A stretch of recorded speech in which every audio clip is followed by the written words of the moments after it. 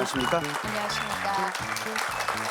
오늘 부부 탐구에 나오신 이 댁의 핵심 쟁점은 아무튼 그 남편이 이렇게 겉으로 보기에는 아주 점잖게 생기신 분인데 폭력이 뭐 간단치가 않은, 게다가 부인이 무엇이든지 그 상의를 않고 남편 혼자 일을 행하는 데 대한 배신감이라든가 소외감, 이런 게 아주 극에 달해 있는. 그 남편도 남편대로 할 말이 있더라고요. 그러게요. 네. 근데 과연 무슨 할 말이 있으시길래 30년간 그렇게 음. 계속해서 그 네. 아내를 멍들게 하고 또 가슴을 아프게 했는지 부인이 참다 못해서 정말 이혼 얘기까지 나온 김에 여기까지 나오게 되셨어요. 네. 남편이 가족들로부터 고소를 당하셨대요. 맞아, 그래서 뭐, 예. 경찰서 신세까지 지셨다고 하니까 보통 심각한 것이 아닌데 네. 어쨌든 두 분을 모시고 직접 얘기를 들어보겠습니다. 네. 박인환, 이용숙 씨 부부를 맞이해 주시기 네. 바랍니다. 들어오십시오.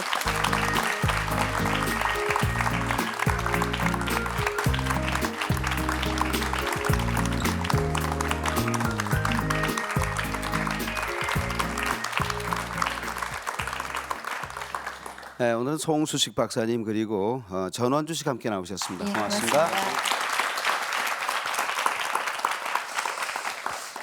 뭐 앞서 말씀드린 것처럼 어떻게 하다가 가족들한테 고소를 당해요. 무슨 일입니까?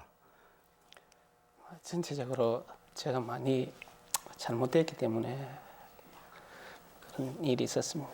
구체적으로 얘기를 좀 한번 해보세요. 뭐 서로 의견 충돌이 많아가지고 그 참다 또 안 되면은 손질을 하고 이래서 그런 부분으로 뭐 처음부터 끝까지 그 자기는 마음에 두고 다 정리를 해놨던 거로 해가지고 그렇게. 거의 결혼 생활 30년 동안 내내 폭력에 시달렸다고 할 정도였다는데 뭐 그 어느 정도입니까? 부인 고개를 좀 들고요.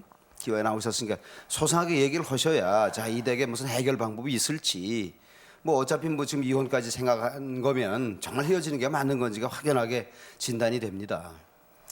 결혼 초기에 이제 뭐 양가에 좀 부모가 반대를 했어요. 그래가 했는데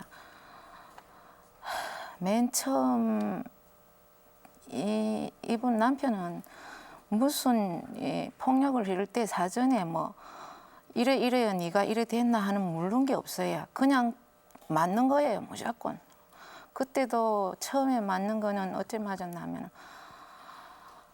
우리 동생이 있었는데 이제 내가 처녀 때 이제 들고 다니던 핸드백이 있었어요. 저 마음에 들었던가 봐요. 그러는 거 이제 시누이도 달라 하고 동생이 달라 하니까 저는 어려우니까 신우를 줬거든요. 예. 신우를 줬는데 이제 우리 동생이 남편 보고 우리 언니가 결혼하더만은 마음이 변했다면서 나는 달라고 안 주고 저거 신우를 준다고 이랬나. 그것도 그 이후에 들었어요. 그냥 일을 이제 그때 미용실을 했는데 미용실을 하면서 일이 굉장히 피곤해가 밤에 이제 마치고 자는데 남편이 느닷없이 오더만은 막 불러꺼놓고 막 패는 거예요. 영문도 모르게 계속 맞은 거예요.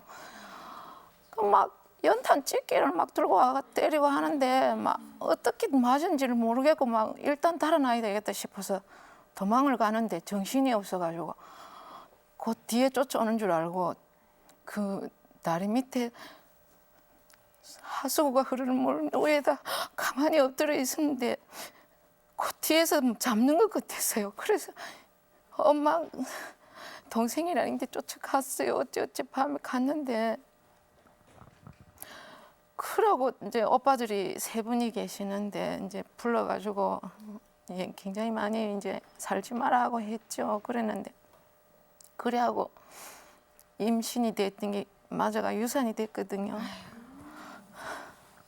유산이 돼가지고 이제 했는데 그 이후로는 막 또 그 애가 배가 석 달이 멀다 하고 맞는 거예요. 그 이후에도 배가 불러가지고 이제 있는데 그때는 이제 세 방에 시어른이 시골에서 올라오신 거예요. 그래서 한 칸에 아버님 계시니까 전 배는 부르고 잠은 자꾸 쏟아지고 한쪽 방에 이제 신을 들고 방에서 신발 소리 날까 봐 들고 가만히 잠을 잘라는데 무슨 그때도 이유도 모르게 굉장히 또 맞아가지고 임신 중인데 실신을 해가지고 막 소대변이 나온지도 몰랐어요. 그러면 그 결혼 초기부터 아주 신혼 때부터 예. 그때부터 시작된 폭력이 예. 30년을 이어졌고 예. 고소까지 하게 된 건 어떤 고서는 이제 엄마를 자꾸 때리니까 애들이 자꾸 말리잖아요. 그러면은 애들도 같이 맞는 거예요. 애들도 막 딸도 지금 27이고 아들이 29이고 밑에 막내 아들이 또 25인데 같이 막 맞으니까 우리 애는 귀가 막 고막이 어찌 돼가 직장에 나가는데 소리가 안 들리는데 컴퓨터를 두드리는데 팔이 안 올라간대요. 이제 엘리베이터에서 날로 피신시키고 저거 아빠 막는다고 못 때려 막으니까 애를 때려가지고 그러니까 뭐 칼을 가지고 설치면은 우리 아들이 큰 아들이 막 앞에 가로막으면 우리 아들이 걸리고 119가 해오죠. 파출소에서도 오죠. 그 우리 친정에서 반대했는 죄로 전 친정에 얘기를 못 해요. 그러니까 뭐가 못마땅한 겁니까? 가족들한테. 제가 뭐 여기 나가서 잘했다고 도토리 키재기로 이래 나오는 건 아니고요. 아니 잘한 건 고- 하나도 예, 없는데 그건 고액 알겠는데 뭐 때문에 성사로 그러는 거예요? 그 이제 말이 이어는 그렇게 맞이기 때문에 이제 여동생이 내려와가지고 그 미장원에 그 보조가 하나 있었습니다. 그런데 그 사람인데 뭐 동생이 무슨 말을 했는지는 몰라도 오빠하고 헤어지면 그만이지 뭐 이런 이야기를 했는 모양입니다. 그래서 자기가 그런 걸 가지고 자꾸 꼬치꼬치 따지더라고요. 내가 그런 말을 했는 것도 아닌데 그러고 지금은 내 말을 전혀 정신 이상자로 보고 또 이래 하기 때문에 아니 정신이 온전한 사람이 하는 행동 같지가 않아요. 우리가 예, 그 하려는 게 내가 이제 답답하니까 예. 내가 찔라고 했는 게 아니고 예. 이제 그럼 날 지기라 이런 식으로 이제 했는데 애가 뺐다가 그래 됐고 지기라고 지금까지 대꾸를 못 해요. 그 애가 무서우니까 일단 처음에는 당연히 이거 이래가지고 이게 되겠느냐고 얘기를 하죠. 매만 들면은 무조건 내가 다 잘못했다고 막 삭삭 빌어요. 막 때리지만 말라고. 그러면 한번 화가 나면 자제가 안 되는 거예요? 이 사람이 제일 아픈 부분을 그것만은 안 했으면 그만합시다 이러면 안 해야 되는데 그 부분까지 결과적으로 다 하거든요. 제일 아픈 부분이 뭐예요? 뭐 마음적으로 그 남자 자존심 같은 것도 있잖아요. 그 있으면은 그런 부분에 좀 그만 참았으면 좋겠다. 이러면은 요사이 같은 경우는 방문을 걸어도 계속 떠들며 와가지고 하는 겁니다. 그러니까 나를 화를 돋구기 때문에 나는 그럴 예, 수밖에 없다 이런 심지어 말씀이신데 이제 그 말씀으로 하셔야지 손이 올라가면 안 되죠. 안 부부 되죠. 아니에요. 그건 아는데 예? 그 이제 제가 회사 이야기를 하나 하겠습니다. 네. 회사에 친구가 이제 돈을 빌려갔는데 그 내가 다른 사람으로 해가지고 빌린 회가 빌렸는데 나는 모르고 그 사람이 이자를 주는 걸 받아가지고 줬어요. 줬는데 나를 병신 촉군이 와 그래 받아 나는 모르잖아요. 그 사람하고 이야기가 어떻게 됐는지. 그런데 그 사람이 그러고 나서 그 다음 날 바로 어떻게 융통을 해가지고 주더라고요. 그래 내가 그런 이야기를 하니까 와 바보같이 그렇게 하느냐. 남자 세계에는 좀 그만 해둬라. 그렇게 한건 그런 사실입니까? 부분이 더 있어야 되거든요. 예, 우리 돈을 회사 직원이 빌려달라 그런다 근데 우리 친구인데 그도 돈을 빌리가 줬어요. 줬는데 아니 과정이 중요한 게 아니라 예. 그렇게 일을 제대로 처리 못한 남편한테 자존심이 상할 만큼 해댔습니까? 왜냐면은 처음부터가 아니고 일을 계속 벌려요. 그러면 그러면 저 이제- 양반이 싫어하는 말이 뭔지는 아실 거 아니에요. 근데 이제 처음에는 그런 말이 안 나왔어요. 이제는 이제 막 그 이제 심한 말은 이제 근래에 와가 이제는 하게 돼요. 이제는 막 이제 저도 막 극도의 악이 오르니까 막 이제 안 살겠다는 생각으로 하는 거지. 옛날에는 그렇게 못 했어요. 당하다 못해 그런 것일 뿐이다. 화나는 심정은 이해가 돼요. 그런데 이게 이해는 이로 계속 나가니까 저쪽의 폭력은 또 극심해지는 거고 결과적으로 일방적으로 두들겨 맞는 쪽은 이쪽일 수밖에 없고 그것이 부인한테만 끝나는 게 아니라 아이들한테까지 전부 다 마음의 상처, 육체적인 골병까지 지금 들게 하고 있는 거 아닙니까? 이런 상황에서 누가 신청을 했습니까? 아침마당에. 딸이 했었어요. 따님이. 그러면 제 부인은 뭐 더 이상 살 용의가 없는 상황에서 오늘 여기서 바라고자 하는 게 뭐예요? 전 그래요. 저 작가님 보고 그랬어요. 이제는 솔직히 애들 전에는 사실 우리 큰애 그 맞다가 그 애를 놓고 일주일 됐어요. 일주일 됐는데 밤에 잠을 안 자고 얘가 낮에만 자는 거예요. 그럼 그때는 세탁기도 없고 뭐 낮에 기저귀 빨고 이래야 되니까 밤에 잠을 못 자서 5분만 좀 봐주면 눈 좀 붙이겠다고 애 놓고 일주일 됐을 거예요. 그러니까 여자가 버릇없이 남차 일하고 왔는데 애 봐달라 그런다고 모르더라고요. 그래서 막 그러고 많은가 보다 했어요. 그날 저녁엔 말았는데 그때는 그 이튿날 밥을 점심을 먹으러 항상 집에를 와요. 오는데 방 한 칸 부엌 하나 이래 있었는데 이 몽둥이에 뭐 이래 철사를 이래 감아가지고 부뚜막에 이래 세워놨어요. 그리고 나는 그게 날 때릴 줄은 생각 안 하고 이거 어디 꼭 필요한가 보다 싶어서 방에 단소에다 이렇게 갖다 모셔놨어요. 그것도만은 저녁에 일 마치고 오더만은 초장부터 이거는 질을 들여야 된다. 그걸 가지고 밤 새도록 팼는데 이제 일주일 됐는데 애는 우는데 친정애를 가야 되는데 일어서지를 못해가 기어요. 기서 그 새벽 3시 됐는데 택시를 길 복판에 못 쓰니까 앉았으니까 기사가 미친년이라고 욕을 하더라고요. 그래서 저 안 미쳤어요. 우리 친정이 좀 데려주세요 하니까 그래 이제 우리 친정은 달동네 오빠가 살으셨거든요. 그래 이제 3시부터 거기서 담을 짓고 일어서지를 못하니까 이렇게 하니까 아침 7시 오빠가 출근할 때까지 한 100m도 못 기어요. 그 오빠는 저를 못 보고 이제 모른 이상하게 마저가 엉망이니까 제가 오빠 다리를 잡고 오빠 네요 오빠 내 좀 살려줘요. 그러니까 오빠 일 다 보면 오빠가 죽이려고 죽일 거라 그랬어요 남편을. 아니 그날 상황을 그럼 얘기를 해봐요. 근데 좀 가장되는 게 많은데 지금 그 일어나는 게 그 병원에 전체가 병원부터 전부 다 있습니다. 있는데 뭐 제가 그런 부분에 뭐 잘했다고 그런 건 아닙니다. 근데 그 뭐 참 나는 성질나면은 2-3차를 때리고 그 다음에는 때린 적이 없는데 계속 이제 뭐 밤새도록 때렸다 그러긴 해. 그 부분에는 할 말이 사람이 없어요. 걷지도 못할 정도였다는데 그거는 그게 지금 생각이 그 내가 어떤 데 갔다 오면서 그걸 다 전부 해가 이어놨거든요. 근데 그렇지 않습니다.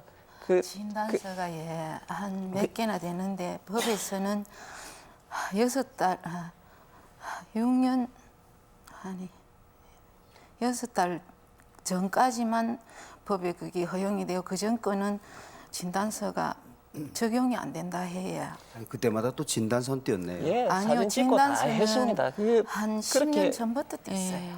그것도 진단서가 돈이 비싸니까 못 띄겠더라고요. 그래가지고 몇 장만 띄어요. 다 못 띄요. 돈이 비쌌어요. 그래가지고 띄고 또 남편이 다시는 안 그런다는 애들 앞에서도 내가 잘못했으니까 이제는 안 그러겠다 하고 쓰고 우리 애들도 그래 받고 한데 우리 애들이 이제는 우리 딸이 그래요. 아빠 입에서 나오는 건 전부 거짓말이니까 이 방송에 나올 때도 그래요. 엄마 이제는 아빠가 하는 얘기는 내가 달달 외우래도 외우니까 그 얘기 엄마 그거 가더라도 아빠가 뭐 안 건다 그는 그것도 믿지 말고 단지 엄마가 이때까지 억울하게 살았는 거 그거 가슴에 묻어둔 그 얘기만 다 하고 그랬어요. 그러니까 지금 애들까지도 완전히 등을 돌린 상태가 됐는데 30년 동안 뭐가 이렇게 자꾸 문제가 불거져서 자꾸 싸우게 되고 자꾸 소녀가고 자꾸 진단서를 긋고 문제가 어떤 문제가 제일 큰 문제예요? 왜 반복이 돼요? 폭력이. 그런데 저 자존심이 엄청 강하고요. 또 자기 말이 법입니다. 부인이요? 예, 설 자리가 없어요. 그럼 부인 입장에서 얘기를 해보세요. 왜 자꾸 그렇게 자존심을 세우게 남편은 되고? 이래요. 저는 사실 지금까지 우리 애들이요. 그래도 우리 애들 불평하네요. 메이크업 신 하나, 옷 하나, 저 역시도 백화점 옷 한 가지 사입어본 적이 없어요. 남편 만날 때 10만 원에 1,000원에서 시작이 됐기 때문에 전 지금도 재고 그 아파트에 헌옷 나온 데 가면 5천 원, 3천 원 주고 사입어요. 그래가 아끼면은 남편은 절대 의논 안 해요. 우리 팔남에 되는 신우 시동생이 있는데 6이나 신우 시동생뿐 아니고 어디든 무엇이 뭐 법원에 이리 쪼가리가 날라오게나 저당이 잡히게나 은행에 무엇이 빚이 쪼가리가 날라오면은 돈이 내 몰래 나간 줄은 이제 알거든요. 시댁 식구 밑으로 자꾸 돈이 들어가요. 예, 그러면은 심지어는 어떨 때는 이래 시동생 집에는 가면은 우리 남편이 이제 돈 가져가고 그 집 애들은 메이크업만 사입힌데 우리 애들은 옷 한 가지 못 사줬거든요. 그러면 마음이 아파요.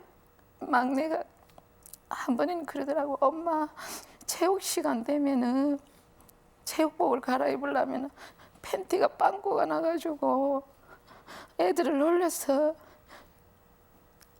어떻게 해 이러면서 그러니까 내가 깨끗하게 팔아가지고 깨끗하게만 입으면 되니까 그런 건 흉이 안 된다. 내가 얘기하면 그러나 엄마 그럼 그래 입을게 이래요. 그래도 지금까지 불평 안 해요. 그런데 근데 돈 그래 나가는 거를 부인한테 상의를 안 하는 거는 해봤자 싸움거리밖에 안 되니까. 아니요. 제가 그랬어요. 하도 안 돼서 내가 한 번만이라도 내인데 은호를 해가 내가 안 하겠다 해가지고 당신이 준다 하면은 그때는 내가 한 말 안 하겠다. 한 번만이라도 해주라는데 안 해줘요.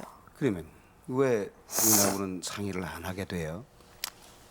이제 상의를 하면 잘 안 들어주는 그런 부분도 있고 또 그렇게 제가 횟수는 한 5번 정도 됩니다. 네. 그렇게 터무니없이 그렇게 많이 안 하거든요. 그런데 이 생각을 그렇게 하니까 네. 지금도 한 뭐 1억 가까이 내가 그렇게 했다 그러는데 실제로는 거의 그렇지도 않은데 생각을 자꾸 의심을 하니까 이 사람은 이 세상에서 자기밖에 안 믿는다고요. 아니 근데 말씀 들어보니까 젊은 시절에 중동에 일하러 나갔을 때 돈도 부인한테 안 붙이고 시댁으로 어떻게 된 거예요 그거는? 그게요. 포항에 있다가 그때 급작실이 딴 사람이 가는데 내가 이제 그 사람 기관지가 나빠서 바뀌게 돼 가지고 그래 집에 바로 갔다가 그 다음 날이 설날인데 그 다음 날 올라가게 되니까 통장 내일 도장 파고 뭐 그럴 시간이 없더라고요.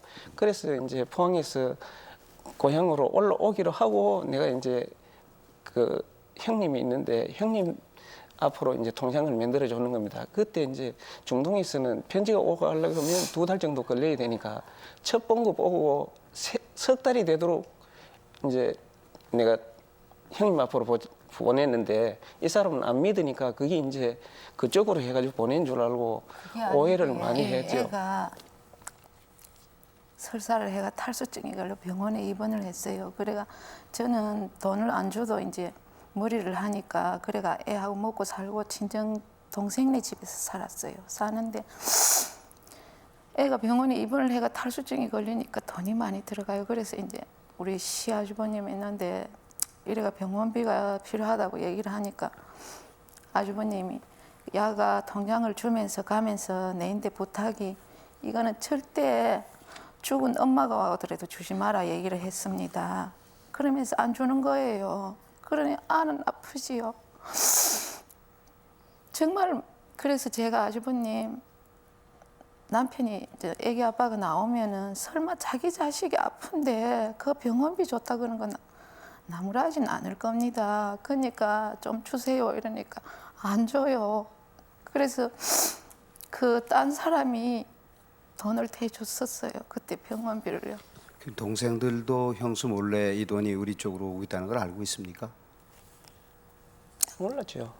그러고 제가 그런 말을 하지도 그 않았는데 집안에서 장남이십니까? 예. 그 장남으로서 여러 구실을 하는 과정에서 예. 부인이 너무 돈을 움켜쥐니까 아니, 저쪽에 그런 것도 아닙니다. 그 엉켜집니다. 이후에 편지 와가지고 이래 돈을 안 붙여준다 이래가지고 그 이후로는 계속 붙여주고 내가 여태까지 회사 근데 생활을 하면서도 내가 그것도 내가 돈 모르고. 쓰는 거 없었습니다. 아니 퇴직금까지 다 저그 근데 퇴직금도 말이 이러는데 아파트 부도 나가지고 잔금 칠 때 2천만 원 하고 뭐 이래 들어가는 걸 그거는 내 맞습니다. 저거 하고 난 다음에 다 줬는데 자기가 안 받았다 이거라요. 또 퇴직금 이런 한 번 안 받던 아들인데도 몰랐어요. 모르고 제사를 지내는데 우리 집가 종손이니까 동서들이랑 이제 왔어요. 그래가 설거지를 하는데 밑에 바로 동서가 형님 저기 셋째 동선에는 저 차도 사고 아파트도 사가 이사가 안 돼요. 그래.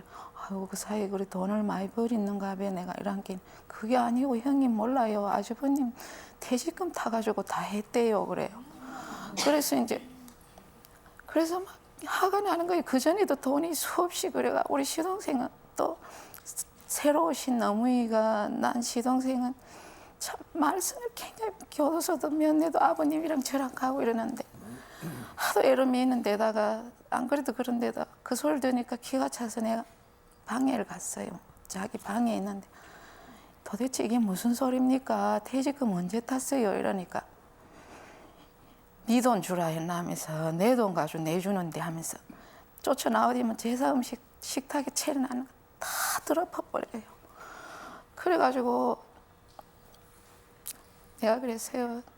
내가 전에도 남편은 도저히 내인데 얘기를 안 하니까 우리 어머니하고 시동생들 보고 동서들 보고 그랬어요. 가져갈 때 되거든. 너가 시숙들은 내인데 안 하더라도 동서들이나 시동생 안 그래도 어머님이라도 야야 이래가 돈이 이래가 필요해 가져간다고 저인데 좀 제발 한 번만 얘기 좀 해주세요. 얘기를 했거든요. 근데도 안 하길래 그땐 그랬어요. 내가 원망을 했어요. 삼촌 보고 삼촌 세상에 내가 그만큼 당부를 했는데 퇴직금이란 거는 이건 돈이 많고 작은 게 중요한 게 아니고 15년 동안 고생을 했는 돈이면은 그렇죠. 뜻이 있는 돈인데 어째 형이 의논 안 한다고 해가 아직 삼촌이 또 그래 내 몰래 그렇게 차 사고 그래 집하고 해도 말 한마디 안 해줍니까? 나는 이 집에서 도대체 나는 이때껏 안 먹고 안 입고 애들하고 산 게 그렇죠. 뭐냐고 내가 막 달라들었어요. 막. 그거는 쌤 진짜 부인을 무시하신 거예요. 그 시댁에서 그 맞동서인데 부인 입장이 뭐가 되겠어요? 부인만 모르고 있었네요. 예. 그 동생하고 이제 동생이 차를 다른데 판다고 이러더라고요. 그래서 회사가 또 우리나라 1, 2위 가는 회사이기 때문에 그러지 말고 그러면은 집 얻을 그걸 해가지고 네가 얼마나 저걸 그거 팔면은 그러니까 동생 입장은 생각을 해주시는데 그만큼 부인 입장은 생각을 안 하시는 거예요. 예? 그런 부분에는 잘못됐습니다. 그러니까 자 형으로서의 구실을 하기 위해서 뭐 좀 서로 있는 입장에서 좀 힘든 집 좀 나눠 쓰고 형제간에 그럼 뭐라 뭐 그러나요? 그거 가지고 뭐라 의논해야죠. 그러진 않아요. 단지 의논을. 부인하고 이제 상의를 해서 그럼요. 서로 그 이제 수위를 정하고 네. 예, 그래 모두가 알아야 또 받아 쓰는 쪽에서도 언젠가 갚아야지 하는 의무감도 생기고 형수대로 쇠면이 서는데 네. 자꾸 이게 뒤로 빠져나가고 그것에 대해서 상의하면 무조건 하고 두들겨 패면 네. 도대체 자식들 입장에서 보더라도 우리 아버지는 도대체 어느 쪽의 가장인가 뭐 이런 생각을 하게 될 거고 늘상 그렇게 피해 망상의 단계까지 갈 수밖에 없는 어머니가 얼마나 불쌍하겠어요. 그러면 그쪽은 형제가 얼마나 됩니까? 친가 쪽으로는 친가 팔남매. 팔남매 사형제입니다. 사형제 그 중에 네. 그러면 어렸을 때부터 형이 좀 동생들을 이렇게 좀 뭐랄까 유별나게 챙기셨어요? 뭐 그렇게 그러셨습니다. 많이 안 챙겼습니다. 그 이제 근데 그럼 과거에 못했기 때문에 지금이라도 아니 근데 거기 이제 조금만 해주면 자기네들도 그냥 하려는 게 아니고 네. 네가 최소한도로 그러면 얼마 정도 해가 줄 수 있느냐 그러기에 막 형님 한 70만 원씩 해가지고 드릴 테니까 그러더라고요. 그러면은 한 3년 하면은 그거 안 주고 자기가 할 수 있으니까 나는 그런 생각으로 이제 해줬는데 막 안 빌려준 입장에서는 그 해외 근로자로도 그 꽤 오랜 동안 나가서 일을 하고 오셨고 네. 지금 하시는 일은 뭡니까? 지금은 뭐 하는 게 없습니다. 퇴직하시고 그러면, 이제 네. 예. 그러면 지금은 어떻게 생활을 끌어 나가요? 그래. 한 3년 전부터 퇴직하고는 이제 그 달세 조금 나오는 거 먹고 사는데 남편은요 그뿐이 아니에요. 일이 핑계대가 싸웠다 하면은요 춤도 배우고요 여자 관계도 복잡고요 하토도 치고 안 한 거 없어요. 그렇게 그 부분에 대해 제가 좀 한 4가지만 이야기할게요. 네, 내가 여기 와가지고 잘했다고 하는 건 하려고 왔는 게 아니고요. 네, 회사 다닐 때 그 아까 이야기하는 그 회사 동료 돈 빌려준 부분에 대해 가지고 이야기하면은 내가 그 사람인데 그렇게 이야기를 했는데 그 전화를 해가지고 그 사람인데 내가 이래 그거 내라 이러니까 내 입장이 참 말이 아니거든요. 그래서 이제 그 사람이 총무팀장하고 같이 다니기 때문에 그 남자들은 회사가 그 상당히 어렵잖아요. 그러면은 그 내가 후에 내가 잘못을 해가 딴 파트로 옮겼을 때도 남자 기분은 상당히 상하는 거거든요. 그런 부분이 있고 돈을 우리 친구인데 이자를 주고 빌리다가 줬어요. 줬으면은 이자를 받아야 나도 그 친구인데 이자를 갚아야 되는데 이자를 안 자, 받기로 금전 했대요. 문제에 대해서는 뭐 이렇게 설킨 게 많은데 하여튼 여자 문제에 대해서 네. 얘기를 합시다. 집에 뭐 그래, 이제 특별히 아내한테 정이 안 가니까 다른 여자한테 자꾸 한눈을 한 파는 세 거예요? 가지만 이야기 드리고 내 여자 문제 예, 이야기할게요. 예. 그래 이제 그 부분에 하나 또 있고 그 여자 관계에 있는 거로 생각해가지고 밤 2시에 그 회사는 이제 무전을 전체 틀어놓고 전체가 일을 하는데 전화로 해가지고 사람이 있느냐 무전기에 대고 그러면 그 회사에 내가 있는 입장으로 보면은 남자 입장으로 억수로 그게 안 좋은 편이거든요. 그래서 집에서 확인하고 이래야 되지 거기까지 자기가 나서가지고 이야기해버리면 망신을 줬다. 예, 그러고 또 이제 어떤 운수회사에 있었는데 이 로컬 파티에 제가 있었어요. 근데 거기는 중장거리, 장거리 요래 로컬 파티에 있는데 로컬 파티에 있다도 차가 모자라면은 멀리도 가는 겁니다. 그래 가는데 나 모르게 배차인데 전화를 해가지고 와 그 사람 로컬인데 장거리를 보내느냐 그래 이야기해버리면 나는 갔다 와가지고 근데 그렇게 의심을 하시게 된 계기가 있었겠죠. 뭔가 아무것도 그 없는데. 이제 내가 85년인가 해가지고 이제 집을 한 100일 정도 있는 경우가 있습니다. 남자들은 나가면은 뭐 사 먹고 이러는 걸 저는 잘 안 사 먹거든요. 집에 와서 내가 해 먹고 또 이 회사 다니고 이랬기 때문에 누가 100일 동안 집을 나갔어요? 그때 집사람이 나갔거든요. 아, 그래서 내가 이제 맞아서. 예, 친척에 보고 그때도 내가 사람이 있다. 그 어떤 반응이 그게 오는가 봐. 어찌되면 그래 이야기를 나갔느냐 했고 하면 제가 얘기 드릴게요.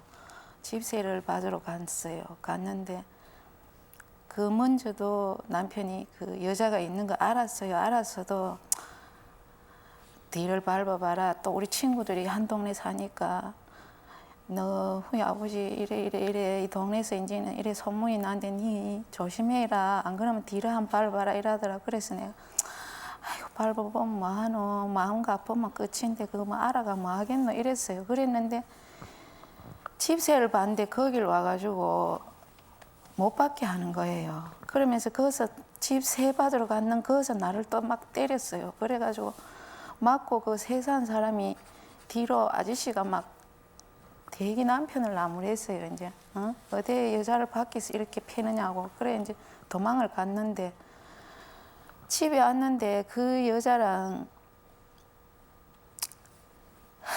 그 여자가 가본데 그래가지고 그 여자가 어찌 됐냐면은 남편이랑 둘이서 차 타고 댕기면서 대추를 뭐 한 가마를 사가지고 뭐 둘이 논하고 댕기니 회를 먹으러 댕기니 뭐 우리는 아직 아들하고 회식 짜장면 한 그릇 이날까지 먹은 적이 없어요.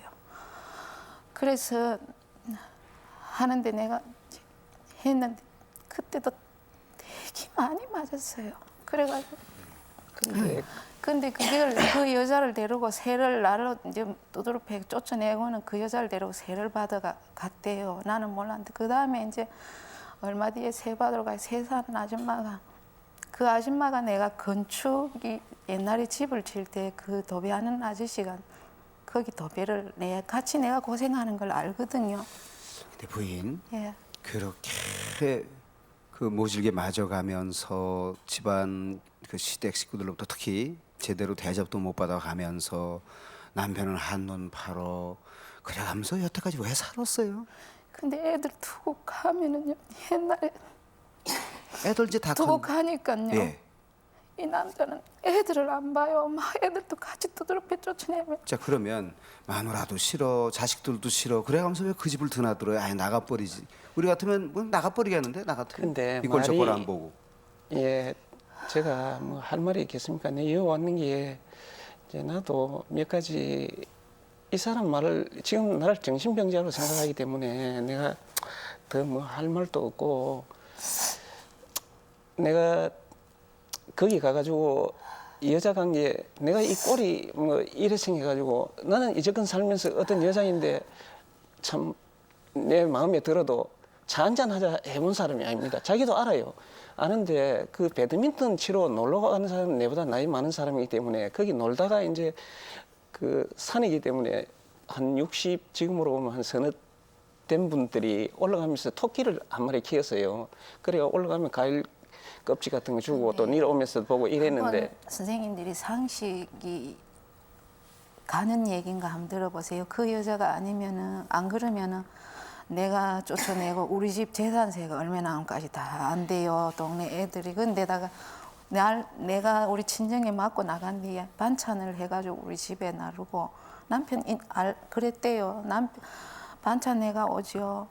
또 둘이 만나가지고 난 그랬어요. 나는 내 상식으로는 너의 남자 내 아줌마 보고 그랬어요. 하다못해 여자 둘에 남자 하나 그래 타고 가도 나는 안 하겠는데 나는 내 상식으로는 너무 남자하고 1대1로 차 타고 그래 가는 것도 나는 이해가 안 간다. 아니, 바람 핀 건 사실입니까? 그 문제가 아닙니다. 어떻게 됐어요? 근거도 없는데 거기 여자가 우리 집에 김치도 담아가 오고 내가 나간데 그 여자를 데리고 세를 받으러 간대. 세를 받아 갔대요. 그래 이제 세를 받으러 가니까 아저씨가 그래요. 우리 아줌마 우리끼리 욕했습니다. 아줌마 고생한 건 우리가 아는데 그래 안 먹고 벌벌 떠고 애들하고 살기라고 하는데 불러서도 우리 고소할 겁니다. 그 여자를 태워와가 집세 받으라는데 우리 세 안 줍니다. 그런 인간인데 우리 세 주겠습니까? 이러더라고요. 그래서 내가 집에 와 그랬어요. 당신이 바람 피우는 것도 좋은데 세 바퀴가 요사이 얼마나 힘드는데 눈치 봐가며 봤는데 밖에 가가 여간이를 자더라도 왜 거길 그 여자를 데려가가 세 바퀴도 힘들게 만드느냐고 내가 원망을 했어요. 와가지고 그러니까 그거 못 보면은 네가 안 살면 될까 이러는 거예요. 제가 그러니까 참 이 과격하기만 하지 무슨 사안에 대한 결단성 같은 거는 또 그렇게 뚜렷해 보이지를 않는. 그러니까 네. 직장에서도 가끔 마음에 안 드는 동료 있으면 두개 팝니까? 남하고는 싸운 적이 그러면 없습니다. 세상에 못난 사람이 우리끼리는 네. 마누라 패는 남자 세상에 못난 남자라 네. 그러거든요. 그런 것에 대해서는 본인도 좀 창피스럽고. 예, 지금 이제 마지막 길이니까 여기 왔는데 실은 이제 그 저도 나이 이래 들어가지고 그 여자분하고 이제 닭죽을 먹고 그 남은 돈으로 가지고 이제 토끼를 사자 그래가지고 다른 사람 나이 많으니 차가 없으니까 내가 그 오일장 되는 데를 갔다가 네, 오다가 네. 내가 진짜 그 사람하고 뭐 그런 관계를 했으면은 거기를 갔겠습니까? 근데 여하튼 예, 그 저기 아버님 이제 부모님 계십니까? 지금은 돌아가시고 어머님 그러면 두 계시고. 분께서 의가 좋으셨습니까? 예, 살았을 때는 그 아버님께서 저 어머니를 그렇게 뭐 주먹질을 한다지 그렇게는 안 전혀 했습니다. 없었습니까? 예. 근데 그 어떡하다가 참 큰 병이거든요. 그 예. 큰 병이고 한 사람은 완전히 그냥 그런 일방적인 폭력으로 서서히 죽어가고 있는 거예요. 어떻게 보면. 그래도 같은 이불 덮고 자는 부부끼리인데 어쩌면 그렇게 모질게 해요. 한두 번도 아니고 그걸 아까 몽둥이에다 뭐 철사를 감는다는 얘기는요. 그건 무슨 고문 도구를 만드는 것도 아니고 자기- 성섭 작정을 했다는 얘기인데 그거는요. 그거는 정말 잡혀갈 일입니다. 철사 그 관계 있는 게 아닌데 자기가 그렇게 생각하니까 아니에요. 당부 여기- Q 때입니다. Q 때 철사가 관계 있습니까? 그런데 당구 큐 때는요 거의 쇠몽댕이에 해당하는 예, 야물고 그렇죠. 흉기예요. 근데 이 그거는. 병원에 이제 오빠랑 갔는데 옷을 벗기니까 이 철사 자국이 막 살이 이개져 버렸어요. 뭉개져 버렸어요, 철사가. 그래 의사 선생님이 아니 그 오빠들은 그냥 그거를 보고 가만히 있어요? 그래가 막내 오빠한테 맞았어요, 많이. 그래가 살지 마라 하는데 예. 애들이 뛰놓고 오니까 아니 애들이 지금 두 분이 헤어지길 바란다면서요. 애들 때문에 이제는요. 못 헤어진다는 건 핑계예요. 애들한테 그걸 그때는 애가 계속 어렸어요. 보여주는 게 잘하는 게 아니라고요. 그때는 어리가지고 예 도저히 뭐 할머니도 친할머니 같으면 맡기겠는데 맡길 데가 없잖아요. 내 아니면 고아원에 갖다 준대요 맨날.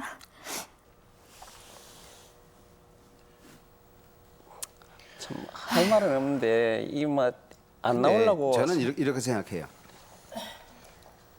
나중에 이제 두 선생님께서 말씀을 해주시겠지만은 예. 그래, 나 하나 떠나면 되는 건가 이 집안의 그 평화를 위해서 그렇죠? 예. 아내도 내가 없으면 이렇게 겁에 질려 살지 않을 거고 예. 아이들도 우리 아버지 좀 저 형무소에 넣어주세요 고소 안 할 거고 그러면 어디 지금 건강하시죠? 예. 나가서 무슨 일이든지 할 수 있잖아요. 예. 난 나가버리네 나 같으면. 나 혼자 나름의 세상을 한번 살아보겠다. 그동안 너들끼리 또 아버지 없이 또 이렇게 살아가는 훈련을 하려무나 그게 뭐 일정 기간을 두고라도 좋고 일단 어떤 두 분 중에 한 분은 이렇게 빠져나감으로 해서 그 사람은 멀리 두고 보면 그 크기를 같이 있을 땐 몰랐던 크기를 나중에 알게 된다는 거 근데 아닙니까? 또 부인의 인생은 누가 보상을 합니까? 이 30년 동안 이렇게 생활을 지금 이제 뭐 남편이 특별히 거들어 주는 것도 아니고 어때요? 뭐 좀 제 입장에서 생각을 한 건데 근데 일정 세 기간이라도 받는 것도요, 좋고. 오빠 예. 그래요. 근래 지금 팔았거든요. 예. 팔아가지고 우리 애들하고 반 50대 50을 우리 50 주고 자기 50 지금 가져갔어요. 예. 근데 그거 50 가지고 지금 큰애는 지금 유학이고 막내는 지금 복학을 해가 지금 건축가는 돈이 굉장히 많이 들어가요. 아니 뭐 그런데 돈이야 그렇다 치더라고 아주 그냥 두 분이 잠깐 좀 냉정하게 이 어떤 냉각기를 갖는 것이 그것도 필요하지 좋아요. 않은가 하는 그러니까 오늘 여기 오셔서 선생님이 얻어가고자 하는 건 뭡니까? 자, 뭐 여기까지 왔을 때는 뭔가 그래, 생각이 있어서 오셨을 텐데. 이야기는 이 사람은 자존심이 뭐 엄청 강한 사람이고 예. 또 자기 외에는 이 세상에 믿는 사람이 없어요. 그러고 참 이 가정에서 보면은 자기 하나면은 자기 그 장인 영감님 출산날도 안 가는 사람입니다. 그러고 맞았다고는 하지만은 실은 그 가정된 부분인데 내 동생 결혼할 때 결혼식 날도 안 가는 사람입니다.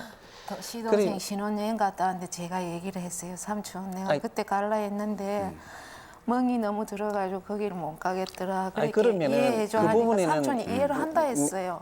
자기 말을 맞다 합시다. 그러면은 자기 그러면은 아버지인데 상나는 날 내하고 싸우는 것 아닙니다. 그럼 자기 안 가면 내가 거기 가면 뭐가 그게 여기 왜 되겠습니까? 들어옵니까? 상나는 거는 우리 친정의 근데 하여튼 일이고 뭐 온 집안 식구가 세상을 살아가는 데 있어서 전혀 영향가 없는 것으로 죄지고 먹고 싸우고 지금 사는 거예요. 지금 솔직히 얘기하면 예, 전 자꾸 맞습니다. 뭐 이렇게 극단적인 얘기를 드린 것 같아서 죄송스럽습니다만 살 날이 얼마 안 남았어요. 산 날보다 그렇죠? 예, 예.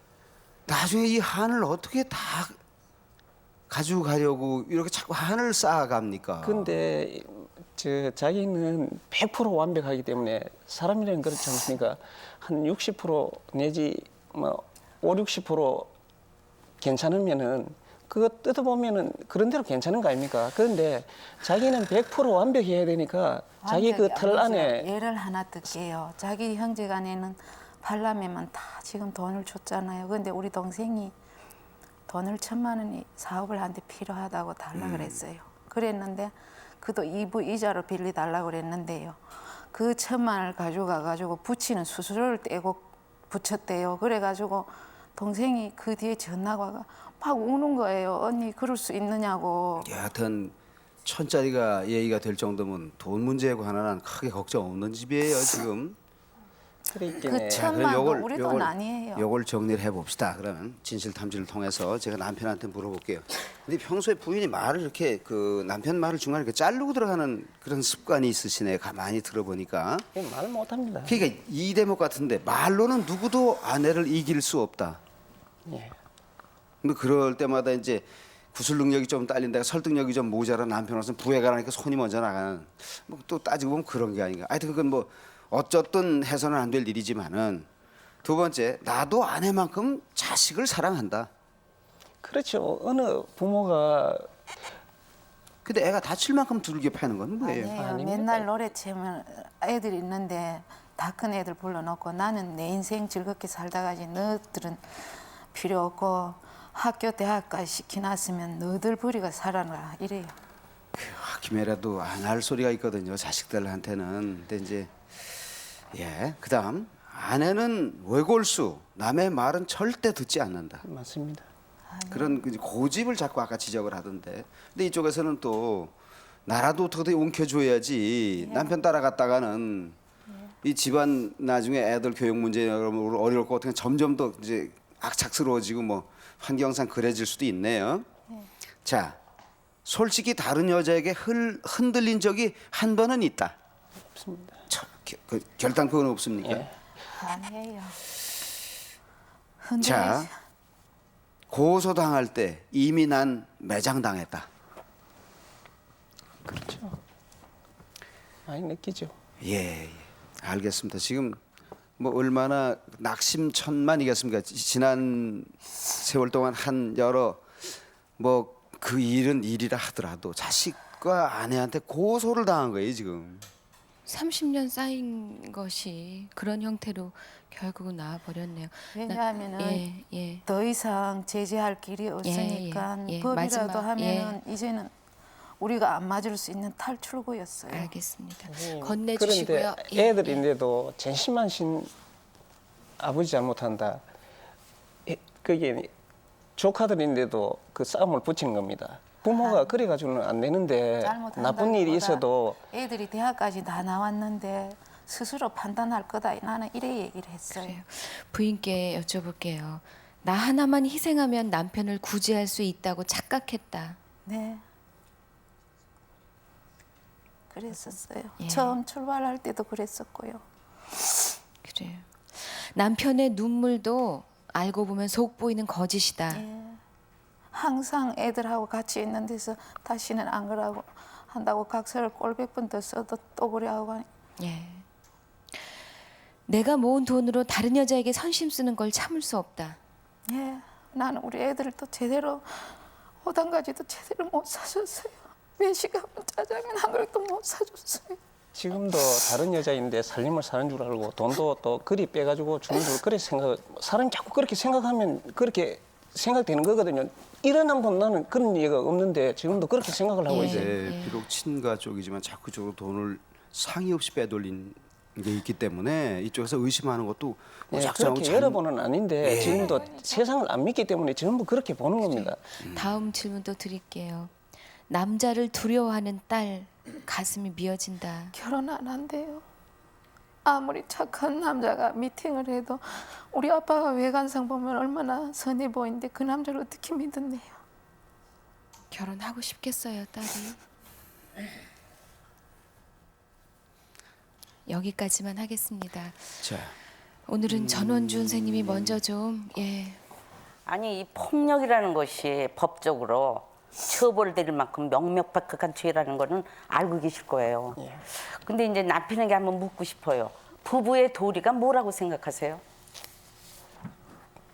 서로 화합하며 가정을 잘 이끌어가는 건데 서로 의견 충돌이 되면은 뭐 끝 부분에 가서 한 사람이 좀 참으면 되는데 두 사람이 다 끝까지 하다 보면 내가 말에 딸리니까 제일 아픈 부분을 심지어 참 제가 고등학교 2학년 때 어머니가 돌아가셨는데 그러니까 어머니 잠었지 이런 소리까지 들을 때는 세상이 엄마가 그래서요. 그런데 지금 보기에는 아주 양순하시고 정말 착해 보이시는데 어떻게 그렇게 자기 사랑하는 부인을 갖다 그렇게 그냥 무섭게 때릴 수가 있냐 말이에요. 이거는 말도 안 되고 또 형제지간에 아내한테 또 맏며느리인데 말도 없이 돈을 멋대로 건네주는 거 이거 이해할 수가 없어요. 물론 형제지간에 돕고 사는 건 좋지만 제일 처음 의논할 게 아내고 아내가 평생 나하고 같이 갈 사람이고 난 벌써 때린다고 그러시는데 때려도 보통 심하게 때리지 않기 때문에 이건 사랑하는 마음이 하나도 없다 이런 생각이 들어가거든요. 어떻게 그 아내 저 보니까 아주 기가 없고 지금 아주 사람이 정신이 나간 분인 것 같아요. 지금 하고 틀립니다. 지금 아니 글쎄 그러니까 듣고 하셔야 돼. 집에서는 제가 문 걸어놓고 들어올까봐 겁나는 사람입니다. 그러니까요.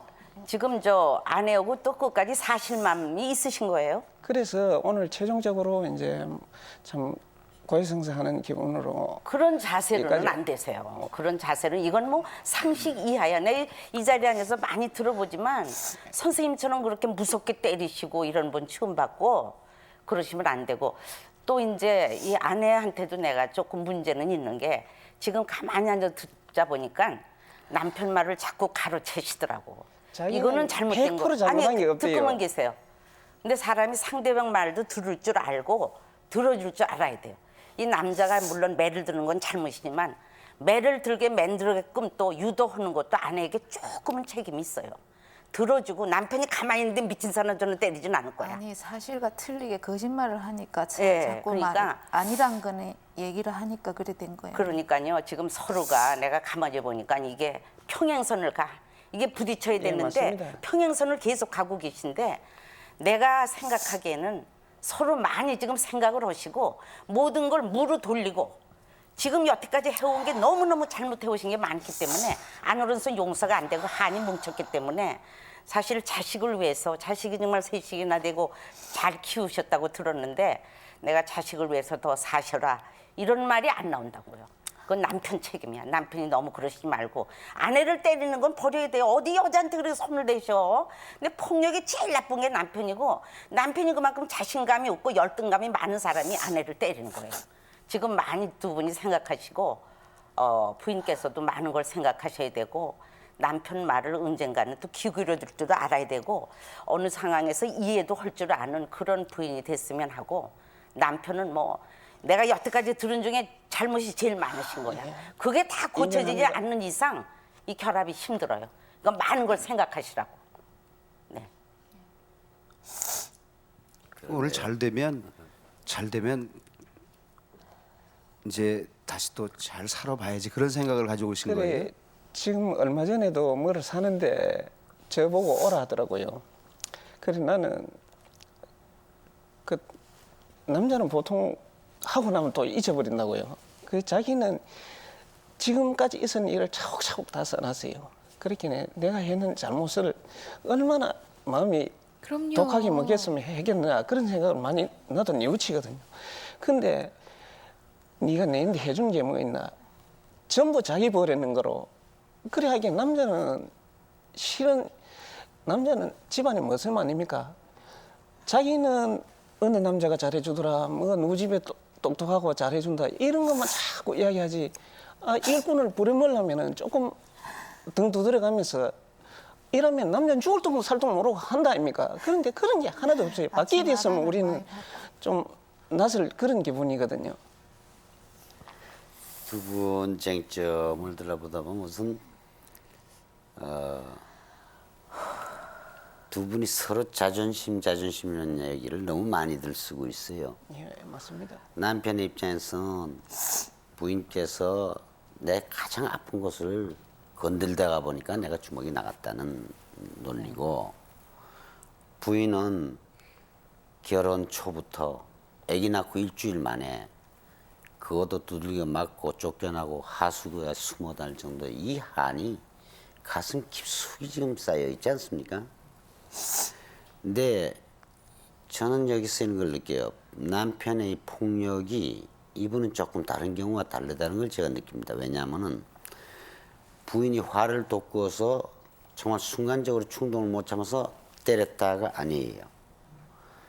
부인을 계획적으로 때렸다고 하는 부분이 다른 분과 좀 다릅니다. 이건 뭐냐면 때릴 물건을 사전에 준비했다든지 예를 들면 철사를 뭐 가면 그건 잘 모르겠는데 야구방망이를 준비했다든지 이런 거는 순간적인 충동을 못 이겨서 저지른 행위하고는 판이하게 다릅니다. 그 준비한 부분이 잠깐요. 그래서 이건 이 여자에게 혼을 내줘야 되겠다. 아니면 버르장머리를 고쳐야 되겠다. 등등 이렇게 해서 하면 시작된 모양인데 그게 이제 병적으로 자꾸 쌓여오다 보니까 이제는 고치기 힘든 그러한 상황까지 와 있는 것 같습니다. 제가 느끼기에는. 저는 이런 제안을 하고 싶어요. 상당히 긴 세월 동안에 쌓인 한이고 또 남편대로 또 쌓인 한이 있어요. 그건 아마 조금 전에 전 선생님이 지적을 해주셨는데 부인도 그걸 현명하게 처리하는 방법은 못 갖고 계시는 것 같아요. 제 느낌은 이 프로그램 오랫동안 하면서 이 부부만큼은 한 1년 정도 이상 약속하에 서로 간섭하지 않고 별거 생활을 하면서 독립된 생활을 해보는 것이 좋겠다. 그러고도 서로 간에 도저히 여기서 내가 양보할 수 없다 했을 땐 갈라서시는 것도 좋고 참 그간에 좀 사랑을 좀 찾았으면 좋겠어. 자, 부부간에 제일 중요한 게 뭐죠? 첫째, 사랑이라 그러고 그 다음엔 상대방에 대한 인격적인 존중입니다. 그 다음 신뢰, 믿음인데 이 세 가지가 다 지금은 없습니다. 그래서 아무리 아침마당이지만은 두 분 같이 사시라는 얘기를 제 입으로는 하기가 좀 어렵습니다. 그래서 한번 별거를 상당히 장기간 하시면서 애들도 많이 생각하고 또 부부간에도 많이 생각하는 그런 기회를 갖고 새 출발을 하든지 아니면 정말 악연이라고 헤어지시든지 저는 그렇게 충고하고 싶습니다. 송 박사님이 이렇게 말씀하신 경우는 없었어요. 송 박사님은 어떤 경우에도 서로 화합하는 쪽으로 결론을 내주셨지 이렇게 냉정하게 말씀하신 적은 없으셨는데 저도 사실은 여자 입장에서 굉장히 화가 나요. 선생님 죄송해요. 굉장히 화가 나고 막 뭐라고 표현을 못 하겠는데 그래도 선생님이 써오신 편지를 보면 조금은 선생님이 생각이 있으시구나 하는 생각이 들어요. 좀 읽어드릴게요. 지나온 세월 곱씹고 되뇌이며 되돌아보아도 따스한 느낌 없이 깊은 상처만 남기게 되어 무어라 형언할 수 있겠습니까? 마음속 깊이 뉘우치며 용서를 빌 뿐입니다. 한때는 열심히 살아보려고 열사의 나라에서 각고의 노력도 해보고 미래를 위해 최선을 다해보기도 했지만 지금에 이르러 한낱 부질없는 일이라는 걸 알았습니다. 저주받는 인간으로 참혹한 상처만 남긴 채 이 세상 닿을 때까지 속죄하며 보내야 한다고 마음속 깊이 되새겨봅니다. 정말 마음속의 진실은 결코 그런 것이 아니었는데 서로 다투다 보면 마치 귀신에 쓰인 것처럼 분별 없는 행동을 해놓고 또 후회를 합니다. 지난날 병원에서 허리 디스크 수술하고 간호할 때 대소변 받아내며 정말 잘해주고 싶었고 또 고맙다고 이야기할 때 그때가 참 좋은 한때였다고 지금 생각해 봅니다. 마음속은 그것이 아닌데 우리는 서로 말다툼을 하다 보면 가슴 아픈 상처를 찔러버리고 그로 인해 또 상처받는 나날의 연속이었지요. 이제 얼마 남지 않은 삶 속에 마지막 기회라 생각하여 방송에 나오면 방송을 보는 많은 분들과의 약속도 하는 것이기에 이번이 마지막 한 번의 기회가 되도록 노력하겠습니다. 못난 남편이.